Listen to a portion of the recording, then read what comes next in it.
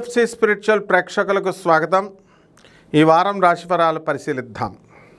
ముఖ్యంగా ఈ వారంలో మన గ్రహాలు ఎక్కడున్నాయంటే శుక్రుడు స్వక్షేత్రగతుడై వృషభ రాశిలో, మరి రవి గురులిద్దరూ కూడా మిథున రాశిలో, కుజకేతువులిద్దరూ కూడా సింహరాశిలో, అలాగే రాహువు మనకి కుంభరాశిలో, శని మీనరాశిలో ఉండడం జరిగింది.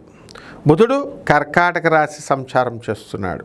ఓం వసుదేవసుతం దేవం కంసచాణూరమర్దనం దేవకీ పరమానందం కృష్ణం వందే జగద్గురుం.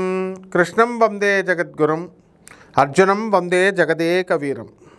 జగదేక వీరుడైనటువంటి అర్జునుల వారికి, అలాగే జగద్గురు అయినటువంటి శ్రీకృష్ణ వారి పాదపద్మాలకు నమస్కారం చేస్తూ మనం ఈ ద్వాదశ రాశుల వారికి మనం ఎలా ఉన్నాయి ఒక్కొక్కటి విడివిడిగా చూద్దాం.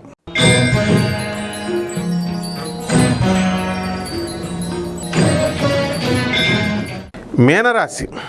ఈ మీనరాశి వారికి అందరికీ కూడా ఏలినాటి శని చాలా అధికంగా జరుగుతుంది. దానివల్ల మీనరాశి వాళ్ళందరూ అనేకమైనటువంటి కష్టాలు లేకపోయినప్పటికీ కూడా పడుతూ ఉంటారు. వృత్తి, వ్యాపార, ఉద్యోగ విషయాల్లో ధనం బ్రహ్మాండంగా వస్తుంది. తర్వాత జన్మంలో ఉన్నటువంటి శనిగ్రహ ప్రభావం వలన మీకు ఏమవుతుందండి, ఆ పనులన్నీ కూడా ఆలస్యంగా జరగడం ఇలాంటివన్నీ జరుగుతాయి.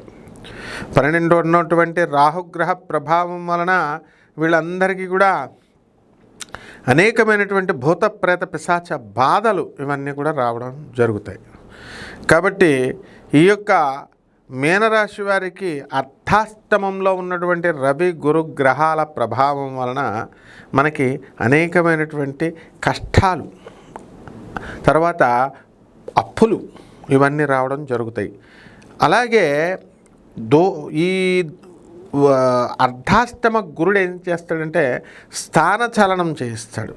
కాబట్టి మీరు వేరే ఊర్లకు వెళ్ళడం, వేరే దేశాలకు వెళ్ళడం, ఈ విధంగా మీరందరూ కూడా జరగడం అనేటటువంటిది జరుగుతుంది. కాబట్టి ఈ రాశి వారికి చక్కగా ఈ వారంలో అనేకమైనటువంటి ఆలోచనలు వస్తాయి. కొత్త కొత్త వ్యాపారాలు ప్రారంభించాలని చెప్పేసి ఆలోచిస్తూ ఉంటారు. మరి అనేకమైనటువంటి శత్రువులు మీ పైన దాడి చేయడానికి అవకాశాలు ఉంటాయి. కాబట్టి మీ ఇంటి చుట్టూ కూడా మరి 20 మంది జనాలు వచ్చి దాడి చేయడానికి అవకాశాలు ఉంటాయి. కాబట్టి ఎక్కడ కూడా ఇంటర్వ్యూలు పేరుతో మీరంతా కూడా పంతులు గారులు ఇవ్వకండి. కాబట్టి ఇచ్చినా చాలా జాగ్రత్తగా ఉండండి. మీ ఏలినాటి శని ప్రభావంలో మరి దాడులు అనేటటువంటివి జరుగుతాయి. ఏదో రకంగా మానసికమైనటువంటి అశాంతి. బస్సులో కనుక మీరు వెళ్తే పాస్ చూపించమని కండక్టర్ అడిగితే పాస్ చూపించేయండి, లేకపోతే తోటి ప్రయాణికులందరూ కూడా మిమ్మల్ని అడగడానికి పట్టుకోవడానికి అవకాశాలు ఉంటాయి. అంటే అపనిందలు పడడానికి అవకాశాలు ఉంటాయి. ఏదో రకంగా అవమానాలు మీకు గురి కావడానికి అవకాశాలు ఉంటాయి. ఒకటి పరిహారాలు చేసుకోండి. మరి ఇవన్నీ జరగకుండా ఉండాలంటే ఏలినాటి శని కాబట్టి శని జపం చేయండి, శని స్తోత్రాలు చదవండి, శనికి కిలోంపావు నల్ల నువ్వుల్ని, నల్లని వస్త్రాన్ని పేద బ్రాహ్మణులకి శనివారం నాడు ఉదయం 8 గంటలకు దానం చేసుకోండి.